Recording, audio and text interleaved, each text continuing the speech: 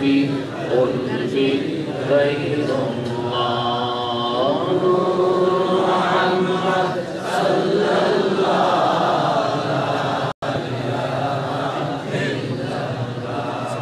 ذکر خدا میں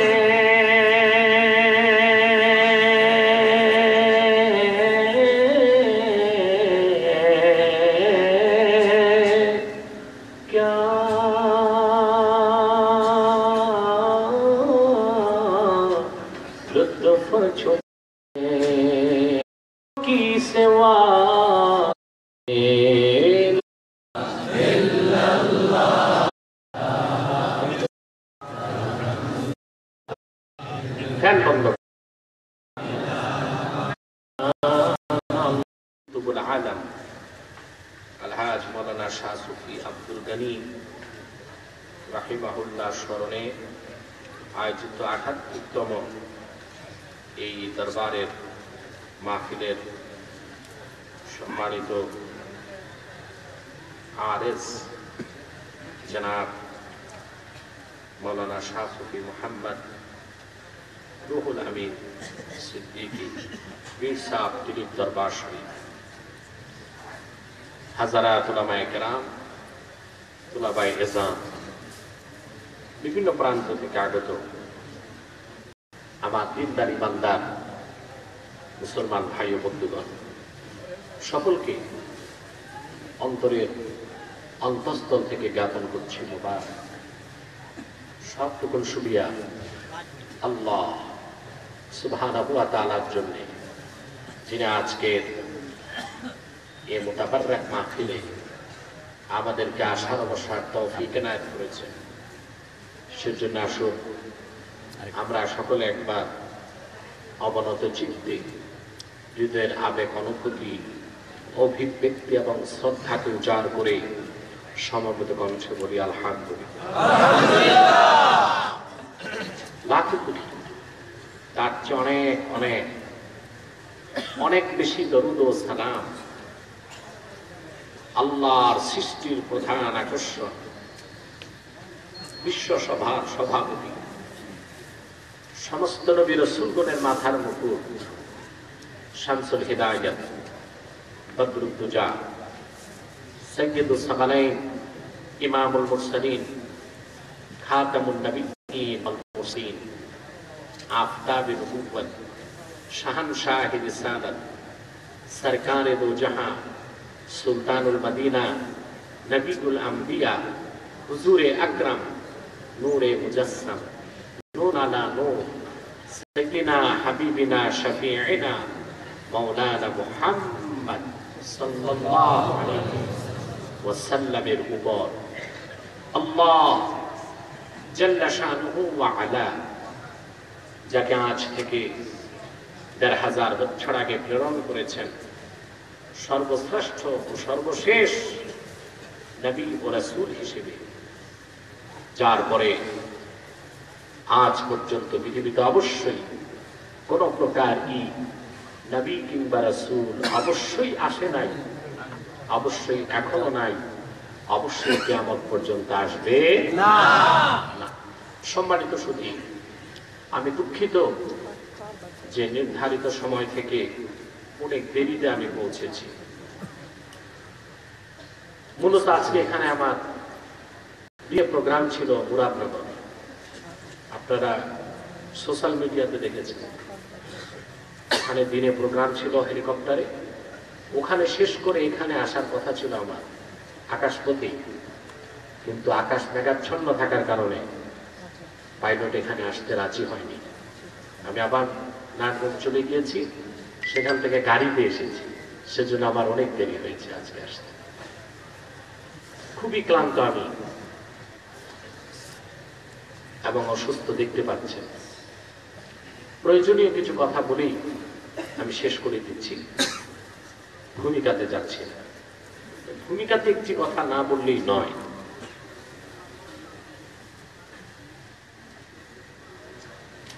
সব সময় মানুষ আমার কাছে গরম কথা শোনে, ঠিক না? বিশেষ করে শিরক কুফর হারাম, দুর্নীতি, এসবের বিরুদ্ধে দিন কায়েমের পক্ষে মৌলিক কথাগুলো বলে থাকি। জিকির, ফিকির, মোরাকাবা, মুশাহাদা, তরিকত, তাসাউফের কথা খুব কমই আমি বলি। তবে আজকে জিকির ফিকির নিয়ে কিছু কথা বলবো, কি বলেন আপনারা?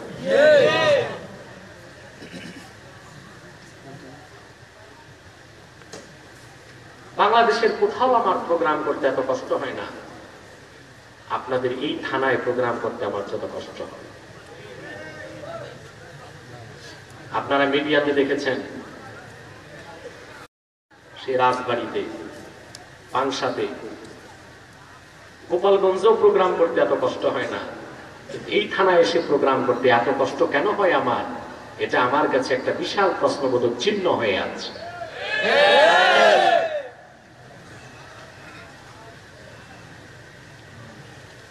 কে বা কোন পক্ষ দায়ী? অনুমান ভিত্তিক কোন সন্দেহের তীর আমি কারো দিকে নিক্ষেপ করতে চাই না। তবে সবসময় মনে রাখবেন, এই অধম কোথাও গেলে শতকরা 100 জন লোক বা সকল গোষ্ঠী খুশি থাকবে, এটা সম্ভব নয়। এটা সম্ভব নয়। কোন না কোন একটি গোষ্ঠীর প্রতিক্রিয়া হতেই পারে। কারণ কি জানেন, যে মানুষকে জিন আসর করে, জিন ও আগুন দেখলেই ভয় পায়। আমি দেখতে পাচ্ছি সারা বাংলাদেশ শয়তান আসর করছে, আমি যেখানে যাই ওখানেই প্রতিক্রিয়া সৃষ্টি হয়ে যায়। এখন শয়তানকে আপোষ করে কথা বলা, এটা তো আমি শিখি নাই। কথা বুঝুন, কথা যা বলার তা তো বলতেই হবে আমাকে, কখনো প্রত্যক্ষ ভাবে, কখনো পরোক্ষ ভাবে, কখনো স্পষ্ট ভাবে, কখনো মৌন ভাবে।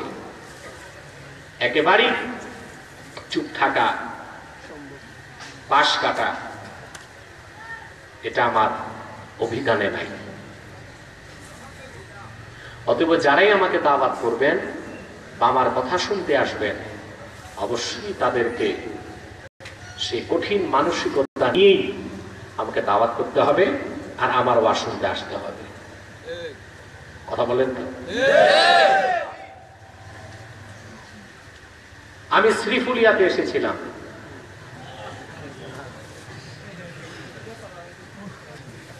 অসুস্থ ছিলাম, আমি বাড়ি থেকে না খেয়ে এসেছিলাম।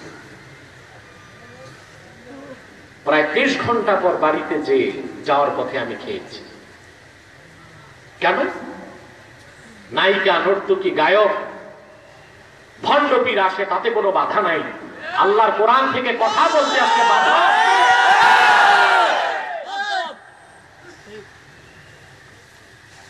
এটার বিচার আমি আপনাদের কাছে দিচ্ছি না। যারা এই নিকৃষ্ট কাজটি করেছে, আপনাদের চোখের সামনে তাদের উপর আল্লাহর গজব আসবে। তার কারণ আমি বলি না আমি বলি কুতুব, দরবেশ, এটা বলি না। তবে আমি অলির আওলাদ। আমার নামের আগে পিছে অনেক কিছু মানুষ লিখে, ওগুলো আমার পরিচয় নয়। আমার বড় পরিচয় মুহাম্মদ সাল্লাল্লাহু আলাইহি ওয়াসাল্লামের গোলাম, দাঈলুল্লাহ। কোন মানুষের সাথে, কোন গোষ্ঠীর সাথে আমার ব্যক্তিগত দ্বন্দ্ব নেই। এমন না যে কারো ভরা ডিঙ্গি আমি ডুবিয়েছি, বা পাকা ধানে মই দিয়েছি, বা কারো পিরালি আমি ছিনিয়ে নিয়েছি, এমনটি নয়। যার সাথে আমার বন্ধুত্ব, যার সাথে আমার শত্রুতা, মানদণ্ড হলো আমার আল হুব্বু ফিল্লাহি ওয়াল বুগযু ফিল্লাহ। ভালোবাসা আল্লাহর জন্য, শত্রুতা আল্লাহর জন্য। অতএব যারা আল্লাহকে ভালোবাসে তারা আমার বন্ধু, যারা আল্লাহর দুশমন তারা আমারও শত্রু। সেক্ষেত্রে আমার করার কিছু কি আছে? আরেকটি কথা, আল্লাহ তাআলার নিকট আমি আমার বিশেষ মুনাজাতে বলি, খাস মুনাজাতে সবসময় উল্লেখযোগ্য যে কথাগুলো আমি আল্লাহর কাছে বলি, এক, আল্লাহ যেন আমাকে ইমানের সাথে খাতেমা বিল খায়র দেন, শাহাদাতের মওত। দুই, দ্বীনের কাজে সামান্যতম লোভ লালসা আসার আগেই যেন আল্লাহ আমাকে উঠায় নেন। আমিন। তিন, হক কথা বলার ক্ষেত্রে যেদিন আমি বলতে পারবো না সেদিন যেন আল্লাহ আমাকে পৃথিবীতে না রাখেন। এটা আমার দোয়া বা মুনাজাতের বিশেষ অংশ। কারণ পৃথিবীতে আমার বেঁচে থাকার কোনো শখ নেই। একটা মানুষ পৃথিবীতে যা চায় বৈধ জায়েজ ভাবে তার সব আল্লাহ আমাকে দিয়েছে। এমপি মন্ত্রী না হয়েও তার অনেক বেশি সম্মান আল্লাহ আমাকে দিয়েছে, মর্যাদা দিয়েছে। আল্লাহ তাআলা শুধুমাত্র কোরআনের খাতিরে যে ইজ্জত দিয়েছেন, কোন প্রেসিডেন্ট প্রধানমন্ত্রীও তার সচরাচর এত পায় না, শুধু কোরআনের খেদমতের কারণে। সেখানে আমার হক কথা বলতে বাধা কি? আমি যে বেঁচে আছি এটা আমার বোনাস চলতেছে। কি চলছে? আমার বোনাস চলতেছে। অথবা আমার এই পৃথিবীর মায়া ছিন্ন করে আল্লাহর কাছে যাওয়ার ক্ষেত্রে এক মুহূর্তে দ্বিধা নাই আমার। যতদিন বেঁচে থাকবো কোরআন সুন্নাহর পক্ষে শিরক কুফর কাফের মুশরিক ভণ্ড বাতিলের বিরুদ্ধে কথা চলবে। আর যেদিন আমার পক্ষে তা সম্ভব হবে না, আল্লাহ যেন আমাকে তার কাছে তুলে নেন। এটা হলো আমার কনসেপ্ট, এটা আমার প্রত্যয়।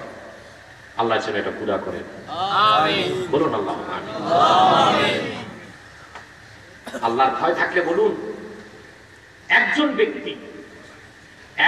ব্যক্তির বিপক্ষে এত শত্রু, এত দুশ্মনী, এত বিরোধিতা আমি ছাড়া আরেকটা ব্যক্তি বাংলাদেশে দেখান।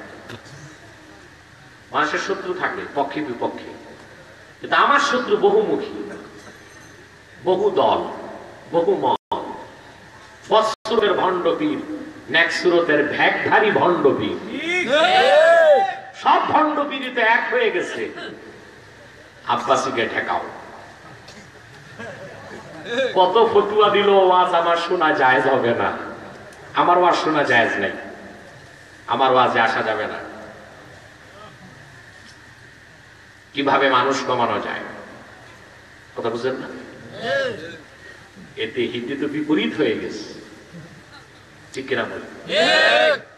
এই নাদান মূর্খরা একবারও বুঝলো না যে ব্যক্তির আকর্ষণে একজন মানুষও আসে না, একমাত্র আসে কোরআন সুন্নাহ থেকে স্পষ্ট কথা শোনার জন্য, ঠিক কিনা? যত অপপ্রচার হচ্ছে, আল্লাহ হকের পক্ষে প্রচার তত সেটাকে অপপ্রচারকে প্রচার বানায় দিচ্ছে। আজকে আসুন জিকির ফিকির নিয়ে কিছু কথা শুনি, কি বলেন?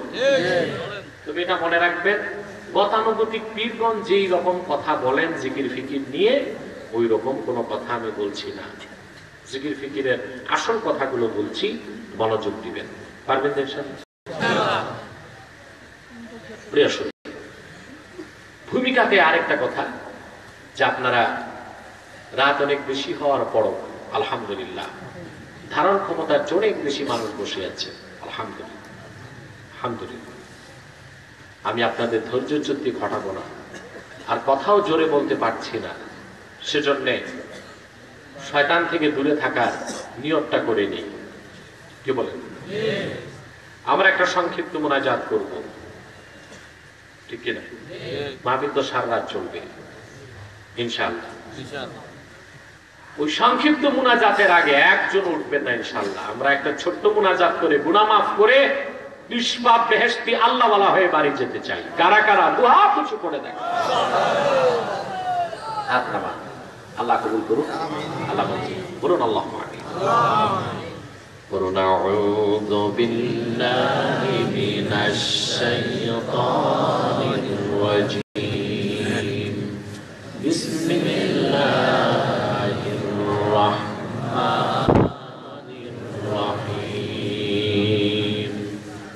ফাদকুরুনি আযকুরকুম ওয়াশকুরুনি ওয়ালা তাকফুরুন। সাদাকাল্লাহুল আযীম। বলুন সবাই সাদাকাল্লাহুল আযীম ওয়া সাদাকা রাসূলুহুন নবিয়্যুল কারীম ওয়া নাহনু আলা যালিকা মিনাশ শাহিদিন ওয়াশ শাকিরিন ওয়াল হামদুলিল্লাহি রাব্বিল আলামিন। আল্লাহ তাআলা আজ থেকে ১৫০০ বছর আগে তার আখিরি নবী নূর নবী মুহাম্মদ সাল্লাল্লাহু আলাইহি ওয়াসাল্লামের সর্বশেষ আসমানি কিতাব কোরআনুল কারীমের মধ্যে আল্লাহ তাআলা তাবৎ মুমিন মুসলমানগণকে সম্বোধন করে বলেন, ফাসকুরুনি আযকুরকুম, তোমরা আমার জিকির করো, আমি আল্লাহ তোমাদের জিকির করব। ওয়াশকুরুলি ওয়ালা তাকফুরুন, আমার নিয়ামতের শুকরগুজারি করো, না শুকরি করো না। সুবহানাল্লাহ। কে বলেছেন? জোরে বলেন কে? আল্লাহ। এই আয়াত থেকে আলোচ্য বিষয় আসে তিনটি। কয়টি? যিকর, ফিকর, শুকর। কয়টা? যিকর, ফিকর, শুকর। প্রচলিত উচ্চারণ আপনারা করেন জিকির, ফিকির, শুকর। আসলে হলো যিকর, ফিকর, শুকর। সুবহানাল্লাহ। প্রথম কি? আল্লাহর ইবাদতের মধ্যে শ্রেষ্ঠ ইবাদত হলো যিকর। সুবহানাল্লাহ। জিকিরের ফায়দা কি? একটা ফায়দাই আমি বলছি, জিকিরের সবচেয়ে বড় ফায়দা মুমিনের জিকির তার ইয়াকিনকে, ইলমুল ইয়াকিনকে আইনুল ইয়াকিন বানায় দেয়, আইনুল ইয়াকিনকে হাক্কুল ইয়াকিন বানায়। সুবহানাল্লাহ। সুবহানাল্লাহ। আপনারা যারা পীরি মুরিদি করেন তারা জানেন ইয়াকিন কয় প্রকার? একটা ইলমুল ইয়াকিন, আরেকটা আইনুল ইয়াকিন, আরেকটা কি? হাক্কুল ইয়াকিন। বলেন সুবহানাল্লাহ। সুবহানাল্লাহ বলেন। ইলমুল ইয়াকিন, আইনুল ইয়াকিন, হাক্কুল ইয়াকিন। এই তিনটা বুঝেন তো? বুঝে গেছেন? বাহ, সহজ বুঝে গেছেন। আমি সহজ উদাহরণ দিচ্ছি। অনেক দূরে ধোঁয়া উঠতেছে। কি উঠতেছে? ঘুমাচ্ছেন আপনারা? অনেক দূরে ধোঁয়া উঠতেছে, অনেক দূরে। তো ছেলে বাপকে জিজ্ঞেস করতেছে, বাবা ওখানে কি হচ্ছে? বাবা বলতেছে আগুন জ্বলছে। তো ছেলে বলতেছে, বাবা আগুন তো দেখা যায় না, ধোঁয়া উঠতেছে। তো বাবা বলছে যে না, ধোঁয়া উঠতেছে মানে আগুন আছে। ধোঁয়া উঠতেছে মানে আগুন আছে। এই যে আগুন না দেখে ধোঁয়া উঠতেছে, তার থেকে আপনি বিশ্বাস আনলেন আগুন আছে, এটা ইলমুল ইয়াকিন। এটা কি? ইলমুল ইয়াকিন। এখন ছেলে জিদ করলো, তো বাবা আমাকে একটু আগুন দেখাও, চলো। হাঁটতে হাঁটতে বাবা নিয়ে গেছে, ছেলে দেখে সত্যি নিচে আগুন জ্বলতেছে। এটা হয়ে গেছে আইনুল ইয়াকিন। সুবহানাল্লাহ। বাচ্চা মানুষ তো আগুন তাপ কেমন দেখতে, হাত একটা ঢুকায় দিচ্ছে, এটা হাক্কুল ইয়াকিন। এটা কি? হাক্কুল ইয়াকিন। মানুষের যখন ইলমুল ইয়াকিন হয় তখন অন্তরে কিছুটা তাশাক্কুক থাকে। কি থাকে? সন্দেহ। ইয়াকিন পুরা আছে, কিছুটা কি থাকে? এটা যখন আইনুল ইয়াকিন হয় কোনো সন্দেহ থাকে না। আর যখন হাক্কুল ইয়াকিন হয়, মোল্লা আলী কারিমের কাতে লেখেন, ফায়াজহারু লাহু গায়বুল গায়ব। সুবহানাল্লাহ। ওই বান্দার কাছে শুধু গায়েব নয়, গায়েবের গায়েবটাও প্রকাশ পেয়ে যায়। সুবহানাল্লাহ। গায়েবের গায়েবটাও প্রকাশ পেয়ে যায়। জোরে বলেন প্রকাশ পেয়ে যায়। সুবহানাল্লাহ বলবেন। সুবহানাল্লাহ। আর এই ইলমুল ইয়াকিন থেকে আইনুল ইয়াকিন, আইনুল ইয়াকিন থেকে হাক্কুল ইয়াকিন, এই ইয়াকিনকে উন্নত করার সর্বোত্তম মাধ্যম হলো জিকরুল্লাহ, আল্লাহর জিকির বলেন সুবহানাল্লাহ। তার প্রমাণ কোরআন সাক্ষী আল্লাহ রাব্বুল আলামিন বলেন, হযরত ইব্রাহিম খলিল আল্লাহ রাব্বুল আলামিনকে একদিন ডাক দিয়ে বললেন, রব্বি আরিনি কাইফা তুহিল মাউতা, হে আমার রব তুমি আমাকে একটু চোখে দেখাও কেমন করে তুমি মৃতকে জিন্দা করো। সুবহানাল্লাহ বলবেন। আল্লাহ মৃতকে জিন্দা করেন কিনা বলেন, জোরে বলতে হবে। আল্লাহ যে মৃতকে চিন্তা করবেন আমাদের কি চোখে দেখান? কথা বলেন। আমরা কেন বিশ্বাস করি? মৃতকে চিন্তা করা আল্লাহর কাছে এত সহজ যে এর যে কঠিন কাজগুলো আল্লাহ আমাদের দেখাই দিয়েছেন, ঠিক কিনা? যেমন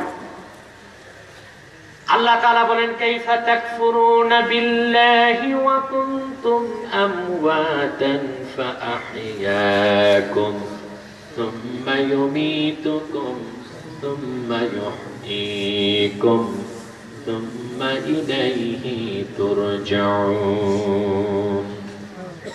কেমন করে আল্লাহর কুদরতকে তোমরা অস্বীকার করো?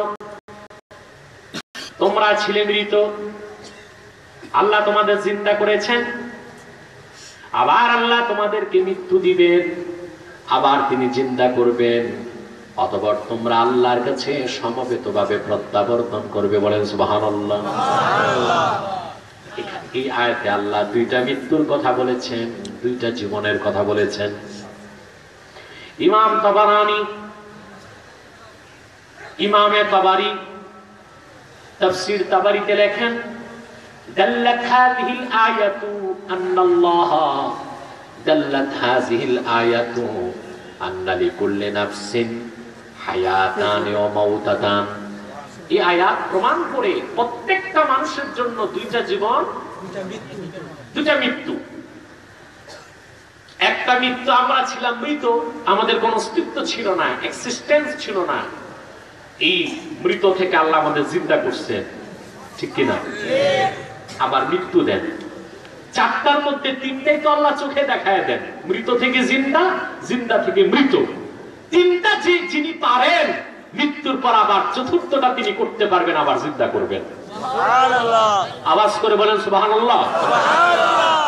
এটা আমাদের ইলমুল ইয়াকিন। এটা কি?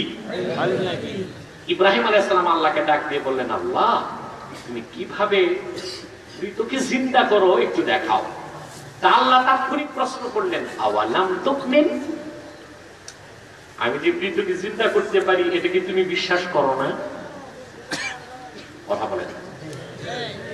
হযরত ইব্রাহিম বলছেন, আল্লাহ বিশ্বাস করি, তবে লিয়াতমাইন্না কলবি, মনে যে একটু সন্দেহ অলক অলক এটা দূর করার জন্য আল্লাহ ইতমিনানে কলব, স্যাটিসফ্যাকশন অফ মাইন্ড, বিশ্বাসকে প্রগাঢ় করার জন্য দেখতে চাই, একটু চোখে দেখায় দাও। অর্থাৎ ইব্রাহিম আলাইহিস সালাম ইলমুল ইয়াকিনটাকে আইনুল ইয়াকিন বানাইতে চাইছেন। সুবহানাল্লাহ। আর আস্তে কোন সুবহানাল্লাহ। আহা, এই জন্যই তো আমার এই থানায় প্রোগ্রাম করতে কষ্ট হয়। আস্তে বললে জোরে, জোরে বললে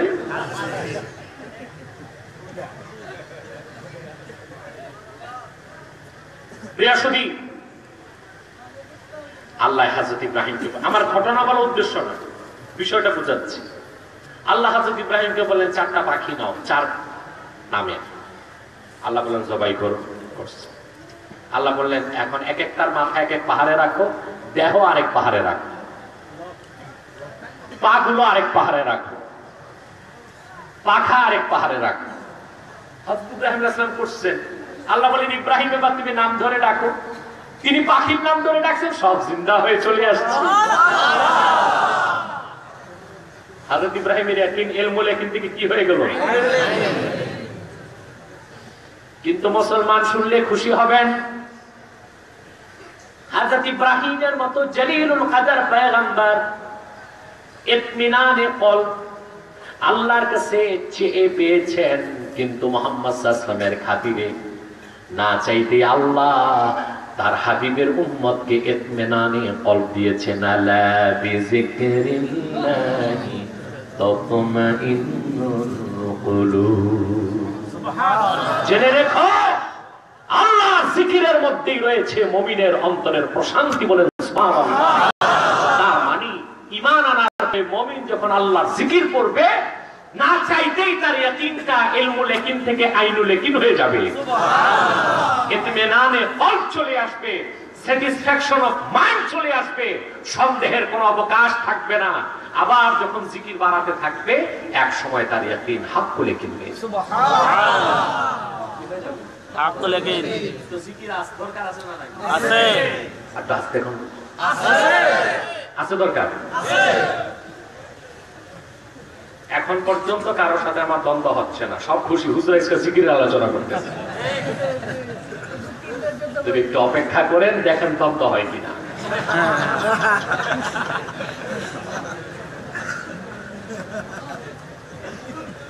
বড় আশ্চর্য, আমি আমার এই 19 বছরের দাওয়াতি কাজে এমন একটা সাবজেক্ট খুঁজে পেলাম না যা করলে সবাই খুশি হয়। আমি পাই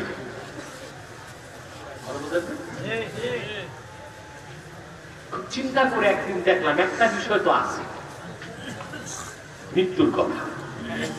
সবাই মরে, মৃত্যুর ওয়াজ করলে সবাই মোটামুটি নরম দিয়ে যাদের অত কান্নাকাটি শুরু করে। অনেক জায়গায় দেখা মুড়ি জানা কান্দে পীর তার চেয়ে বেশি কান্দতেছে।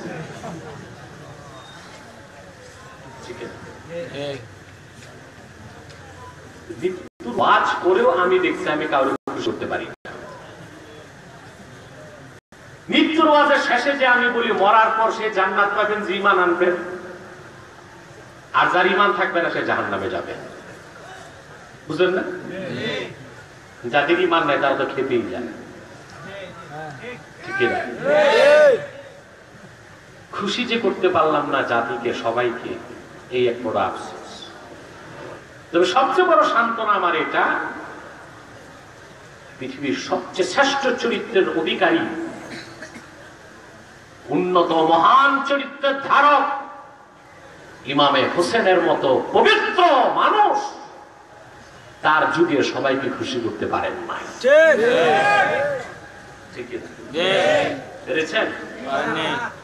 তাহলে জিক্র হলো এমন একটা জিনিস যা ইলমুল ইয়াকিন আইনুল ইয়াকিন করে, আইনুল ইয়াকিনকে যেটা বলেন। এখন জিকির কোনটা করবেন?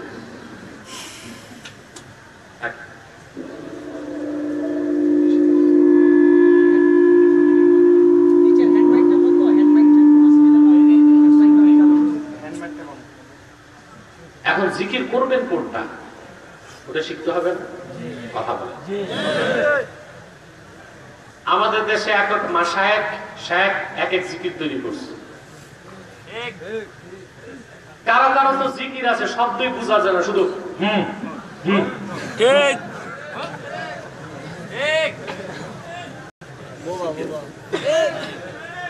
এইটা কি জিকির? করতেছে। এখন নতুন জিকির চলতেছে ইল্লাল্লাহ, অর্ধেক মদের ভাই অর্ধেক করে দিচ্ছে। এই ভণ্ডরা নাপ্তার কাজ নিছে। নাপ্তার কাজ শুধু কমানো। কি করা? যে নাপ্তা সে ঠিক মতো কমাবে, আর যদি মুসির এদের নাপ্তার কাজ, ও তো নাক কান থোতা সব কমায় সমান করে দিবে। নাকি কমানোর কাজ নাপিতকে দিতে হবে না? কথা বলে। ইল্লাল্লাহ জিকির এখন চালু হয়েছে, করা যায়, কিন্তু দুঃখ লাগে যারা ইল্লাল্লাহ জিকির করতেছে তারাই আবার আমাদের দিকে বেদাতের আঙ্গুল, বেদাতির বিরুদ্ধে ওয়াজ করতেছে। কিছুদিন আগে আমি মোকামিয়া পীর সাহেবের রেখে গিয়েছিলাম মাহফিলে, বরিশাল বরগুনাতে। ওখানে ওই এলাকার এক সন্ত্রাসী পীর আছে, লাঠির জোর দেখায়। বুঝলেন না? কিসের জোর? লাঠির জোর দেখায়। ওনাদের মুরিদ আছে 70 লাখ, নির্বাচনে বাংলাদেশের কোথাও একটা ইউনিয়ন চেয়ারম্যান হইতে দেখলাম না। ভোট যে কই যায় নির্বাচনের সময় আল্লাহ ভালো জানে। মুরিদ আছে কত? 70 লাখ। 70 লাখ। এটা কি রকম 70 লাখ বুঝেন? কাতারে কাতারে সৈন্য মরিয়াছে, হাজারো হাজার, সুমার করিয়া দেখে 40,000। লক্ষ লক্ষ সৈন্য মরিয়াছে, হাজারো হাজার, সুমার করিয়া দেখে 40,000। এরা প্রায়শই আহলুস সুন্নাহ ওয়াল জামাতের অনুসারী যারা জঙ্কুর ফুরফুরা ও তাদের শাখা প্রশাখে বেদাতি বলে, তাদের শক্তি যেখানে সেখানে হক্কানি পীর মাশায়েখদের মাহফিলও করতে দেয় না, কিন্তু দেখা যাচ্ছে তাদের আগাগোড়া পুরাই বেদাতে ভরপুর।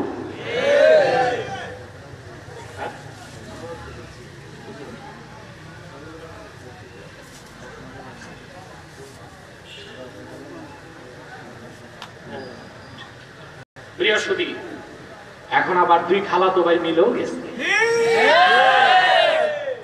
তো জিকির করে ইল্লাল্লাহ ইল্লাল্লাহ ইল্লাল্লাহ জিকির বেদাত, এটা খুঁজে পায় নাই। শুধু বেদাত খুঁজে পেয়েছে মিলাদের কিয়াম। বেদাতের সংজ্ঞা কি? পরিষ্কার বেদাতের সংজ্ঞা এসেছে, কুল্লু মা উহদিসা ইউখালিফুল কুরআনা ওয়াস সুন্নাহ ওয়া আসরাস সাহাবাতি ওয়া ইজমাআল উম্মাহ ফাহিয়াল বিদআতুশ শানিআহ সাইয়্যিআহ আদ-দালালাহ। নবাবিষ্কৃত যেই কাজ কোরআনের আয়াতের বিপক্ষে, হাদিসের বিপক্ষে, সাহাবা একরামের আমলের বিপক্ষে, ইজমায়ে উম্মতের বিপক্ষে, ওইটাই বড় বেদাত, হারাম বেদাত, গুমরাহির বেদাত। ঠিক কিনা বলেন? কথা বলেন না? সেই হিসেবে ইল্লাল্লাহ জিকির কোরআনে আছে? কথা বলে না। না, কোরআনে আসছে লা ইলাহা ইল্লাল্লাহ। আল্লাহ বলেছেন ফা'লাম আন্নাহু লা ইলাহা ইল্লাল্লাহ, আর এরা করতেছে ইল্লাল্লাহ। কোরআনের মতো জিকির হচ্ছে না। রাসূলুল্লাহর হাদিস, আল্লাহর হাবিব বলেছেন জাদ্দিদু ঈমানাকুম, ঈমান তাজা করো।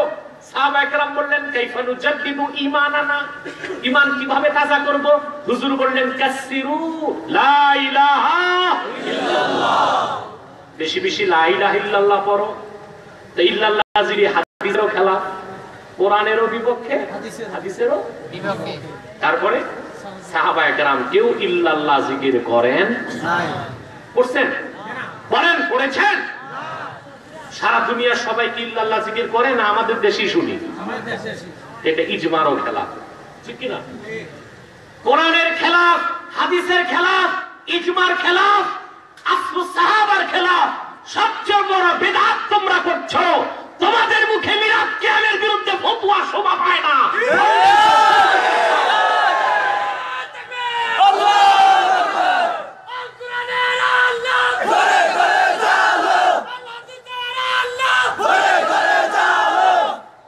সব বেদাত তো জোড়ায় নিছো। 3 দিনের বাৎসরিক মাহফিল, এটাও তো বেদাত। কথা কয়, প্রতি ওয়াক্ত নামাজের পর 10 টাকা করে চাঁদা, এটা তো আরেক বেদাত। কথা কয়, প্রচলিত পদ্ধতির নির্বাচন, এটা তো অনেক বড় বেদাত। সকাল বিকাল হালকায় জিকির দলবদ্ধ, এটাও একরকম বেদাত। করতে করতে জিকির উঠে হাল, তারপর শুরু হয় ফাল, এটা আরেক বেদাত। এখন আবার নতুন বেদাত শুরু হয়েছে। নামাজ পড়তে পড়তে ওয়াজ তো আসে। কি আসে? কোক।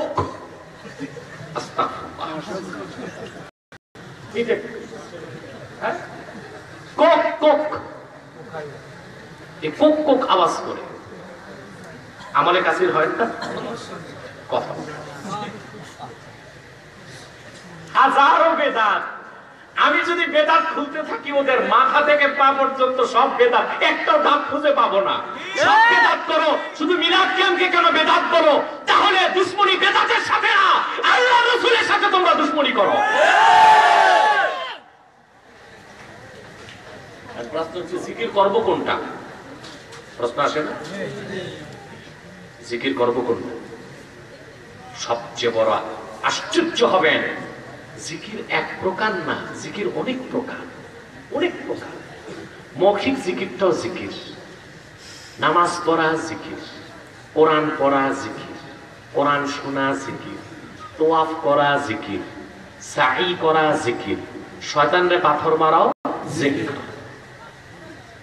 কোরআনের বিধান শোনাও জিকির, বিধান বাস্তবায়ন করাও জিকির। সুবহানাল্লাহ বলবেন। এটা আমার কথা না কোরআনের কথা? আর সবচেয়ে ফজিলতের জিকির মিলাদ ও কিয়াম। সবচেয়ে ফজিলতের জিকির মিলাদ কিয়াম। আবার বলতে হবে, সবচেয়ে ফজিলতের জিকির মিলাদ কিয়াম, মিলাদ ও কিয়াম। যদি ইমানদার করে, কে করে? ইমানদার করে। এই মানে মিলাদ কিয়াম করলে হবে না, দেওয়ানবাগি তো মিলাদ কিয়াম করে, ওই তো মুসলমানই না। আমি আসতে সময় দেখলাম এখানে লেখা আশিকে রাসূল সম্মেলন। কে আশিকে রাসূল? এই ভণ্ড পীর ও তার মুরিদরা কোরআনের 400 আয়াতকে বিশ্বাস করে না। তা তো মুসলমানই না, আশিকে রাসূল না, দুশমনের রাসূল। তারা যতই মিলাদ কিয়াম করুক, সুন্নি বলার কোনো সুযোগ তাদের না। তারা মুসলমানই হতে পারে না। ইমানদার মিলাদ কিয়াম করে, ওটা সবচেয়ে ফজিলতের জিকির, ঠিক কি না? এখন আসেন, মৌখিক জিকিরকে অস্বীকার করার কোন সুযোগ আছে? আমাদের দেশে যারা লামাযহাবী ভণ্ড আছে, আহলে হাদিস দাবিদার, ওরা প্রায়শই ফতোয়া দেয় যে এই যে পীরেরা সকাল বিকাল জিকির করে আল্লাহ আল্লাহ আল্লাহ, এটা তো কোরআন হাদিসে নাই। আল্লাহ আল্লাহ জিকির কি কোরআন হাদিসে নাই? জোরে বলতে হবে, নাই? নাই বুকু? পরিষ্কার কোরআনে আল্লাহ বলেছেন ফাসকুর ইসমা রাব্বিক। কি বলছেন আল্লাহ? ফাসকুর ইসমা রাব্বিক, আপনার রবের নামের জিকির করুন। রবের জিকির না রবের নামের জিকির? রবের জিকির না রবের নামের জিকির? আপনাদের কাছে আমার প্রশ্ন, আমার রবের সবচেয়ে বড় নাম কি? আল্লাহ। মহব্বতে বলেন সবচেয়ে বড় নাম কি? এটা এমন এক নাম, এটার তরজমা নাই। এটা তরজমা আছে? ফিকহের কিতাবে এসেছে, কেউ যদি মুসলমান হওয়ার সময় কালেমা পড়ে লা ইলাহা ইল্লার রহমান, লা ইলাহা ইল্লার রহমান, লা ইলাহা ইল্লার রহমান, নাই কোন মাবুদ রহমান ছাড়া, সকল ফুকাহা একমত সে মুসলমান হবে না। কেন? সে তো রহমানকেই বিশ্বাস করল। তার জবাব হলো লা ইলাহা ইল্লাল্লাহ বলে মুসলমান হতে হবে। রহমান আল্লাহর একটা সিফত, আর আল্লাহ নামের মধ্যে আছে আল্লাহর সব সিফত। ইসমুল লিযাতিল বারি আল মুস্তাজমি লিজামিই সিফাতিহিল কামাল। এটা এমন এক নাম আল্লাহর, যে নামটা তার সমস্ত সিফাত বা গুণাবলীকে শামিল রাখে। সেই জন্য বিসমিল্লাহর কোনো তরজমা হইতে পারে না। যারাই বিসমিল্লাহর তরজমা সৃষ্টিকর্তা করেছে, তারা আল্লাহর নামের সাথে বেয়াদবি করেছে। আল্লাহর একটি গুণকে উল্লেখ করে বাকি 99টাকে গোপন করেছে। আর বিসমিল্লাহ তরজমা করার দায়িত্ব দেওয়া হয়েছে এমন এক ব্যক্তিকে, যে মুশরিক, সনাতন হিন্দু, যার মাথার তালু থেকে পায়ের তালু পর্যন্ত শিরকের গন্ধ আসে, এইরকম একটা ব্যক্তিকে ইলাহা ইল্লার রহমান বললে ঈমান আসবে না। বলতে হবে লা ইলাহা ইল্লাল্লাহ, লা ইলাহা ইল্লাল্লাহ। আল্লাহ বলেছেন ফাসকুর ইসমা রাব্বিক। আছে কি না? কিছু তো আছে একদম ল্যাংটা ভণ্ড, দেখলে বোঝা যায় এটা আসল দরজার ভণ্ড, চোর বাটপাড়া, শরীর থেকে গাঞ্জার গন্ধ আসে, চুল থেকে উকুন ঝরে, ওইটারে দেখলে শয়তান দৌড় দেয়। এমন বড় মোষ হাসতেছে না কাঁদতেছে বোঝার কোন উপায় নাই। ওর লেংটিটা যদি ধারা দেন মশা মাছি মরে যাবে, এত দুর্গন্ধ, ফরজ গোসলও করে না। এটা দেখে বোঝা যায় যে এটা আগা ভণ্ড। আরেক দল আছে নেক সুরতের ভ্যাগধারী, সুরত খুব ভালো, সুরত খুব ভালো, ভালো ভিতরে কি খালি না, শুধু পচে গেছে, কিচ্ছু নাই। শিরক আছে, কুফর আছে, বেদাত আছে, লোভ আছে, লালসা আছে, পরের হক মেরে খায়, বান্দার হক মেরে খায়, সব লুটে পুটে খেয়ে পুরোহিতের মতো মিষ্টি কুমড়া হয়ে বসে আছে। এরকম ঢ্যাকদারি ভণ্ড বীরও এরা আবার এমন ভণ্ডের ভণ্ড, এদের স্বার্থে এরা প্রয়োজনে হিন্দু হয়ে যাবে, মুশরিক হয়ে যাবে, বেঈমান হয়ে যাবে। এদের স্বার্থটাই এদের কাছে সবচেয়ে বড়, ঠিক কিনা বলেন? কথা বলেন না? প্রিয় সুধী, তাহলে কি জিকির এক প্রকার? মৌখিক জিকিরটাও জিকির, তার চেয়ে বড় জিকির হলো নামাজ। সুবহানাল্লাহ বলেন। নামাজকে আল্লাহ জিকির বলছেন কিনা? কথা বলে না। আল্লাহ তাআলা বলেন ফাসতামি লিমা ইউহা ইন্নানি আনাল্লাহু লা ইলাহা ইল্লা আনা ফা'বুদনি ওয়া আকিমিস সালাতা লিযিকরি। হযরত মুসাকে আল্লাহ তাআলা বলেন, হে মুসা, তোমার উপর যা ওহী করা হয় তা মনোযোগ দিয়ে শোনো। ইন্নানি আনাল্লাহ, নিশ্চয় আমি আল্লাহ, আমি ছাড়া কোনো মাবুদ নাই। ফা'বুদনি, আমার গোলামি করো। ওয়া আকিমিস সালাতা লিযিকরি, আর জিকির হিসেবে আমার নামাজ পড়ো। বলেন সুবহানাল্লাহ। তো নামাজটা জিকির কিনা? কথা বলেন না। কেমন জিকির? মুখেরটা নফল জিকির, ছাড়লে দুনিয়াতেও শাস্তি নাই, আখেরাতেও কথা বলেন শাস্তি নাই। নামাজ এমন জিকির যা ছাড়লে দুনিয়াতেও শাস্তি, আখেরাতেও শাস্তি। একটা জিনিস তো আপনাদের সাথে আমার দ্বন্দ্ব এখন শুরু হচ্ছে। নামাজ ছাড়লে আখেরাতে শাস্তি আছে, এটা তো জানি। দুনিয়ায় আবার কিসের শাস্তি? এটা তো কোনো পিশাব বলে না। কথা বলে বলে আখেরাতে শাস্তির কথা আমরা শুনি। এক ওয়াক্তের জন্য কত? 2,88,00,000। একটা হিসাব আমরা বের করে বলি, ঠিক কিনা? নামাজ ছাড়লে আখেরাতে শাস্তির কথা শোনানো হয়, নামাজ ছাড়লে দুনিয়াতে কি শাস্তি সেই কথা কেন শোনানো হয় না? কথা বলেন। দুনিয়াতে শাস্তি আছে কিনা বলেন? জোরে বলেন, আছে কিনা? বলবো আমি, শুনবেন? এখন থেকে আপনার সাথে আমার দ্বন্দ্ব শুরু হলো।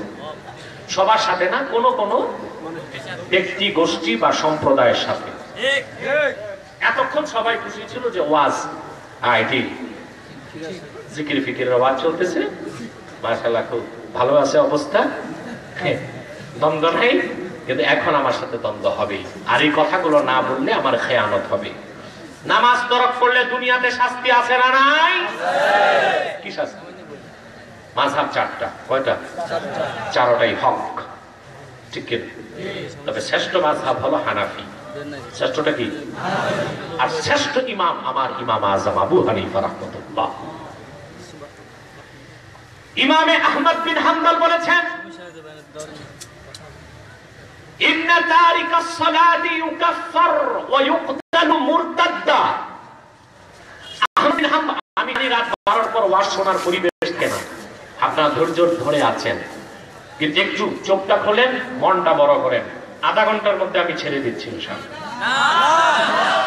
হ্যাঁ মিয়া সাহেব, মানে আমি চোখ বন্ধ করে ওয়াজ করবো আর তোমরা ঘুমাও। আমার বয়স 40-এর, মাত্র 40-এ পড়ছে। আমি এখনো বুড়া হই নাই। বুড়া হয়ে গেলে চোখ বন্ধ করে বলতেছি, লোকজন শুনতেছে। হ্যাঁ, ময়মনসিংহ এলাকায় গেলে দেখা যায় বক্তা ওয়াজ করতেছে, সামনে কয়েকশো লোক ঘুমাইতেছে। ময়মনসিংহ লোক আছে কিনা জানি না। হ্যাঁ, আমাদের দেশের বড় বড় বক্তারা ময়মনসিংহ যাইতে চায় না। ওখানে প্রধান বক্তা নিবে রাত 1টার পর, যখন অর্ধেক লোক ঘুমাবে আর অর্ধেক বাড়ি যাবে, তখন প্রধান বক্তাকে বুঝেন না। আর বক্তা যেখানে ঘুমাবে ওখানে চালের উপর থাকবে একটা হরেন, বুঝেন নাই? বক্তা রেস্ট নিবে না, ওইটার উপরে একটা হরেন থাকবে, তার রেস্ট নেওয়া যায়। আর খেতে দিলে সব খানার মধ্যে একটু বালু পাওয়া যায়, প্রচন্ড ঝাল। আমার সব রকম সিচুয়েশন আলহামদুলিল্লাহ ফেস করে অভ্যাস আছে আমার। মাঝে মধ্যে বালু টালুও খাইতে পারি, সমস্যা হয় না।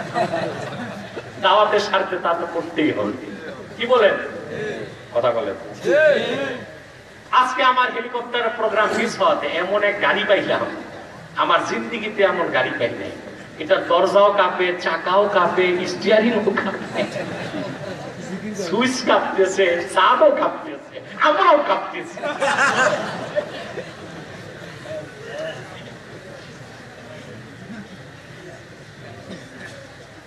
দাউদকান্দি পার হয়ে গাড়ি স্টার্ট বন্ধ হয়ে গেছে। কি বিপদ! প্রোগ্রাম করছি আজকে আপনার ইলিয়টগঞ্জের কাছে। চিন্তা করতেছি শ্রোতা যদি দেখে বলবো হুজুর দিতে আসবে হেলিকপ্টারে, আর এখন উঠছে একটা ভাঙ্গা গাড়িতে। টেনশনে পড়ে গেলাম। হ্যাঁ, আমার অভ্যাস আছে সবটাই, বুঝেন নাই? এখন অনেকে অপপ্রচার করে তো উনি অহংকারী, হেলিকপ্টারে চড়ে লাখ লাখ টাকা খরচ করে। এ তো অহংকারের কিছু না। আমার বাপ দাদা পালকিতে চড়তো, এখন পালকির যুগ নেই, আল্লাহ আমার হেলিকপ্টারে উঠেছে। একটা মানুষের দিতে একটা বাতাসে কথা বলে, কিন্তু হিংসুক যখন হিংসা শুরু করে দেয় তখন তার বিবেককে আল্লাহ তাআলা রুদ্ধ করে দেন। তো বলছিলাম এই জন্য আসতে দেরি হয়েছে, আমার গাড়িটা নষ্ট হয়ে গেছিল। আজকের মাহফিলটা ভরাই কষ্ট করছিল, তারপরে পৌঁছতে পেরেছি, আর আধা ঘন্টা কষ্ট দিচ্ছ। কথা শোনো প্রিয় সুধী, তো নামাজ এমন এক জিক্র যা ছাড়লে পরকালেও শাস্তি, দুনিয়াতেও শাস্তি। আহমদ বিন হাম্বল বলেন, ইন্না তারিকাস সালাতি ইউকাফফার ওয়া ইউকতালু মুরতাদ্দা। যে নামাজ তরক করবে তাকে কাফের ফতোয়া দেওয়া হবে। কি ফতোয়া? জোরে বলতে হবে, আরো জোরে বলেন। আর তাকে কতল করতে হবে। কি করতে হবে? কতল করতে হবে। কি হিসেবে? কাফের হিসেবে। অর্থাৎ বেনামাজিকে হাম্বলি মাযহাব অনুযায়ী হত্যার পর তার গোসল নাই, কাফন নাই, জানাজা নাই। এটা আহমদ বিন হাম্বলের শাস্তি। শাফি এবং মালিক বলেন, ইন্না তারিকাস সালাতি ইউকাফফার লা ইউকাফফার ওয়ালাকিন ইউকতালু হাদ্দা। শাফি আর মালিক বলেন, বেনামাজিকে কাফের বলা যাবে না, তবে তাকে হত্যা করতে হবে। চারটা মাযহাবের তিনটার মতেই বেনামাজি শাস্তি কি দুনিয়ায়? কথা বলে না। আল্লাহ তো পরকালেরটা বাকি রাখছে। এখন দেখেন আমার সাথে দ্বন্দ্বটা কোথায় হচ্ছে তাদের। বিগত কালে যে কথাগুলোকে গোপন করা হয়েছে সেই কথাগুলো আমি জাতিকে শোনাচ্ছি। এটাই হচ্ছে কাহিনী, স্বার্থবাদী, মানব রচিত, মন গড়া আদর্শের দাবিদারদের সাথে আমার দ্বন্দ্ব, আর কিছু না। সব পীর সাহেব নামাজ তরক করলে পরকালের শাস্তিটা বলে, আমি পরকালেরটা কম বলে দুনিয়ারটা আগে বলি। কথা বলেন। আচ্ছা বলেন, এই কথা বললে কি বেনামাজি আমার পক্ষে থাকবে? কথা বলে না। আপনারা আপনাদের দেশে নামাজি লোককে এমপি মন্ত্রী বানান না, বেনামাজি দুরাচার স্বৈরাচার লম্পটদের কি এমপি বানান, মন্ত্রী বানান, অভিভাবক বানান। কোনদিন তারা আমার সাথে আপোষ করতে পারে না, দ্বন্দ্ব করতেই হবে। সেই দ্বন্দ্ব ছিল, আছে এবং থাকবে।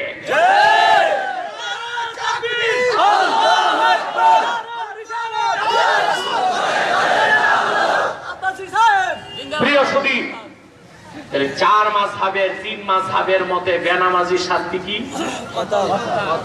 জোরে বলতে হবে। রইল কোনটা? এই তিনটা বাদ দিলাম। ওই তিনটা আমাদেরটা কি বাদ দিব?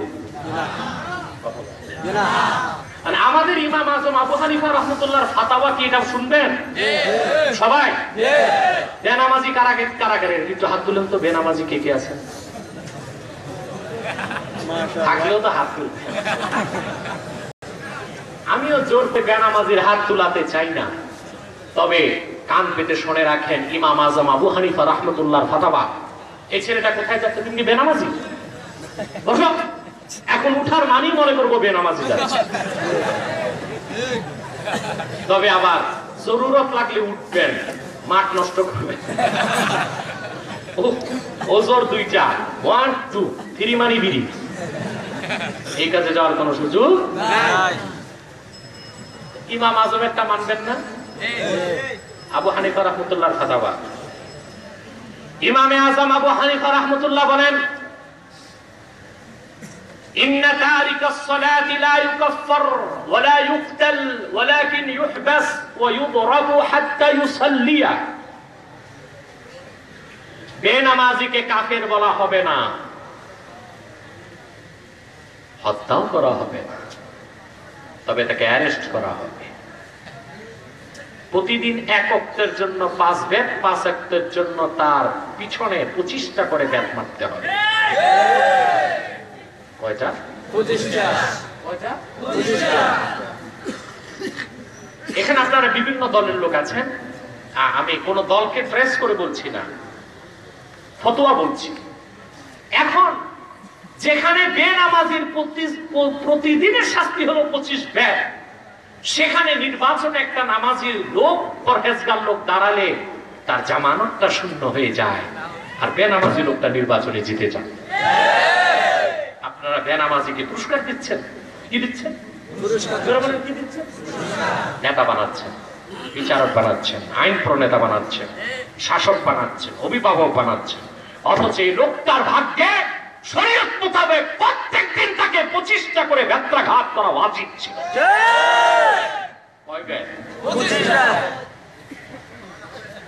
তিন মাযহাব বাদ, আমাদের মাযহাবের মত বেনামাজির দুনিয়াতে শাস্তি। এখন প্রশ্ন হলো, বিড়ালের গলায় ঘন্টা বাঁধবে কি?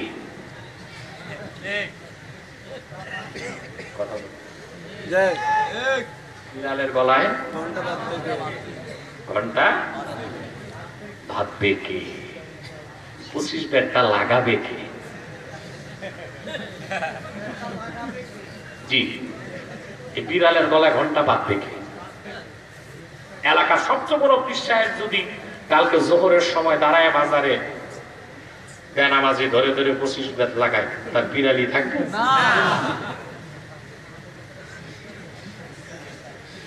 সংসদ সদস্য যিনি এমপি আছেন, কি নাম এখানে? হ্যাঁ, উনি ভালো মানুষ, আমার সাথে কয়েক জায়গায় তার সাক্ষাৎ হয়েছে। আজ পর্যন্ত কোরআন সুন্নাহর বিপক্ষে কোনো বক্তব্য আমি তার মুখে শুনি নাই। এরকম আরো 10টা মানুষ যদি পেতাম আমরা, তাহলে হয়তো বা বাংলাদেশের চিত্র অন্যরকম হতো। আল্লাহ তাকে হায়াত দারাজ করুন, কোরআনের পক্ষে শক্তি বানায় দিন, কোরআনের কর্মী বানায় দিন। পার্লামেন্ট মেম্বার যদি সিদ্ধান্ত নিয়ে বেনামাজি ধরে 25 বেত লাগায়, তার সংসদ সদস্য পদ থাকবে? থাকবে না। পরের দিনই যত মানবাধিকার কর্মী আছে আর বামপন্থী কুত্তার বাচ্চাগুলো, নাস্তিকগুলো, এরা কুত্তাই। আমি বলেছি আমার বক্তব্য অনেক জায়গায়, পত্রিকায় এসেছে, চ্যানেলে এসেছে, ইন্টারনেটে এসেছে, বাংলাদেশের সব নাস্তিক বামপন্থী এক করলে যা হয় তার চেয়ে বেশি আর নারায়ণগঞ্জে নেরি কুত্তা বেশি আছে। কিন্তু এদের চরিত্র হলো পরজীবী, সিন্দাবাদের ভূতের মতো আরেকজনের ঘাড়ে সোয়ার হয়ে স্বার্থ হাসিল করে। যত বাম আর রাম আর মানবাধিকার কর্মী সব বলবে এই লোক এমপি হইতে পারে না, সে মানবাধিকারকে লঙ্ঘন করেছে। ডেমোক্রেটিক্যাল কান্ট্রিতে, গণতান্ত্রিক দেশে যার যা খুশি তা করবে, বাধা দেবার কোনো কিছু নাই। 25 বেত লাগাবে,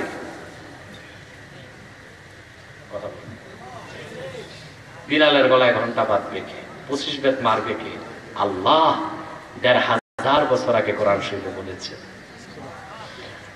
আল্লাহ তাআলা বলেন, আল্লাযীনা ইম্মাক্কান্নাহুম ফিল আরদি আকামুস সালাতা ওয়া আতাউয যাকাতা ওয়া আমারু বিল মা'রুফি ওয়া নাহাউ আনিল মুনকার ওয়ালিল্লাহি আকিবাতুল উমুর। আল্লাহ তাআলা বলেন, যদি আমি আমার দোস্ত মুহাম্মদ সাল্লাল্লাহু আলাইহি সাল্লামের ইমানদার উম্মতকে স্টেট প্রধান বানায়, ভূখণ্ডের চিফ এক্সিকিউটিভ বানায় দেয়। তারা নামাজকে প্রতিষ্ঠা করবে, যারা নামাজ পড়বে না তাদের 25 ফেট করে লাগাবে। বলেন সুবহানাল্লাহ। ওই যে ঘন্টা বাজবে কে? কথা বলে। তাহলে মুখের জিকির পড়বে পীর মাশায়েখ খানকায়, আর নামাজের জিকির কায়েম করবে শাসক। ঠিক না বলে?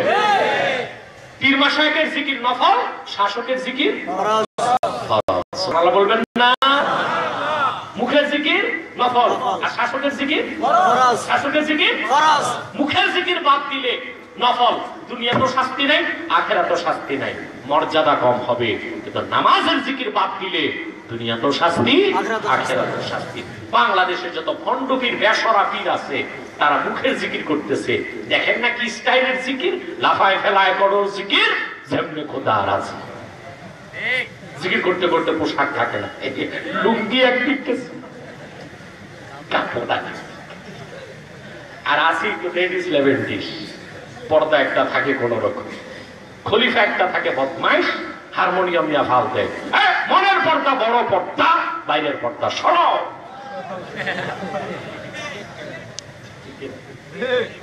তারপরে হারমোনিয়াম নিয়ে দ্বিতীয় ফাল দেয়, মনের বাত্তি বড় বাত্তি, বাইরের বাত্তি মারো লাত্তি।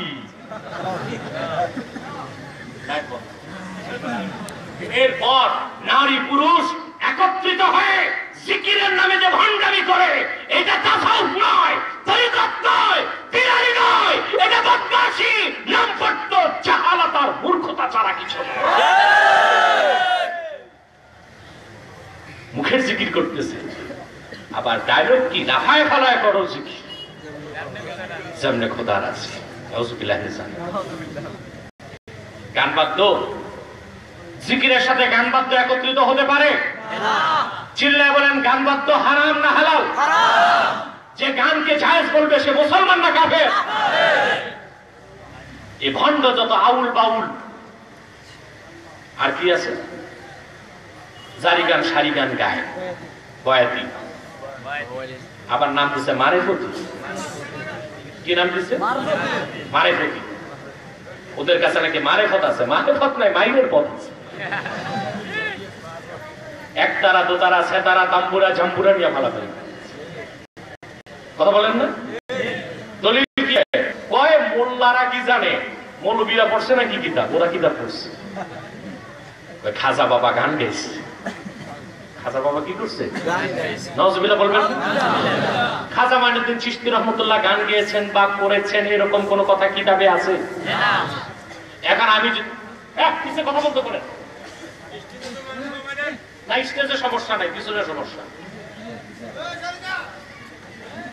চালি দাও, সরাই বললেন যেন সরাই দেবে। প্রিয় ছবি, এখন আমি যদি 10,000 বার বলি খাজা বাবা গান গায় নাই, বিশ্বাস করবে না। মানানো যাবে ওদের? আমার কাছে ইটের জবাবে পাটকেল আছে। আমি বলি যে শোনো, গান গাইলে কি শাস্তি খাজা বাবা দিচ্ছেন এটা জানো? না, তা শুনি নাই। আমি বলছি, আমার খাজা বাবা বলেছেন যে হতবাগা গান গায় ওরে ধরো, 2 হাত পিছনে বাঁধো, মাথার চুল চাষো, তালুর মাঝখানে সুপারি রেখে কাঠের খরম দিয়ে 10টা বাড়ি দাও। এটা আছে কই? এটা সেই কিতাবে আছে। খাজা বাবা গান গাইছে, এটা যে কিতাবে আছে। আমারটার আগে তোমারটা দেখাও, তোমারটাও নাই আমারটাও নাই, মামলা ডিসমিস। এরা এই ভণ্ডপীর গুলো নফল জিকিরের নামে কি ভণ্ডামি গুলো তৈরি করেছে, কিন্তু ফরজ জিকির নামাজের ধারে কাছে। নামাজ হলো সবচেয়ে বড় জিকির, ঠিক কিনা বলেন? কিরকম জিকির? আল্লাহ প্রতিটা মানুষকে জিকির করার 7টা মাধ্যম দিচ্ছেন। কয়টা? মনে থাকবে?